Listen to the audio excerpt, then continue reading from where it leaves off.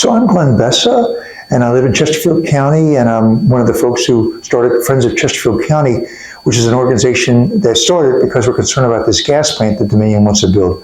Dominion wants to build a gas plant, a 1,000-megawatt gas plant down near Dutch Gap, and we don't think that's the right thing to do. For one thing, we just got the coal plant closed, so why should we have to breathe more dirty air now that we got rid of the coal plant?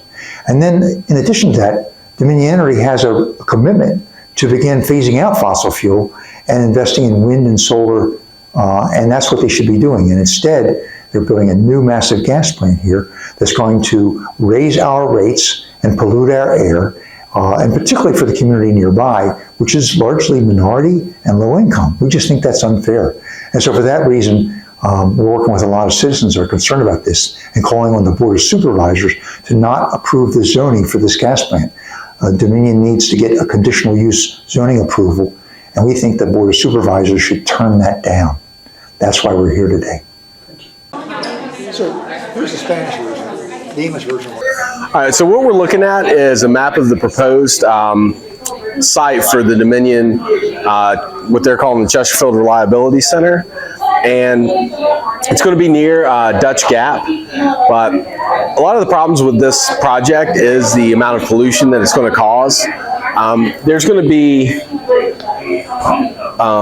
27 tons of sulfur dioxides emitted every year. There's going to be 300 and almost 45 tons of nitrous oxide, 818 tons of carbon monoxide, 158 tons of volatile organic compounds, and 126 pounds of lead. They're also going to emit over 18 tons of sulfuric acid into the atmosphere as they burn this plant.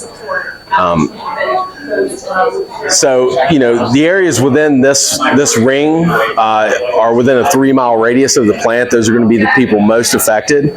But depending on wind patterns and other weather conditions, people further out within the county could experience a lot of these negative impacts as well.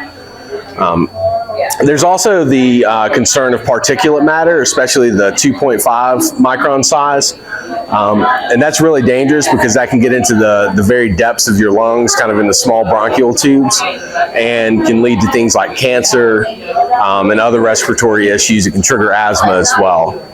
So, you know, there's a lot of concerns over the amount of pollution that will be coming from this plant. Their main fuel for this is going to be methane, but Dominion has also admitted that at times they will be burning diesel fuel to run these turbines, as well as a fuel called bunker fuel, which is even dirtier and has more pollution with it. Along with that, the cost of this type of plant is extremely high. Dominion pitched this very similar plant in 2019, and they estimated it at $600 million just to construct. They've refused so far to give us an accurate number as far as how much the new plant will cost, but we have to assume it's going to be higher than several years ago.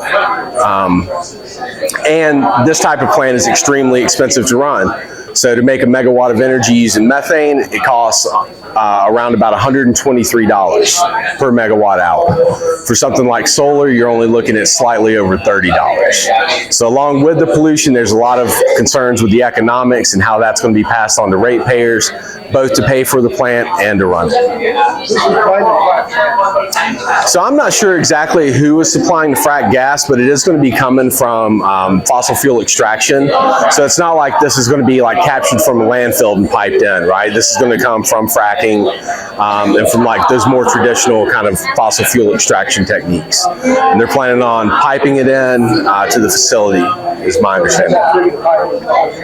What's that?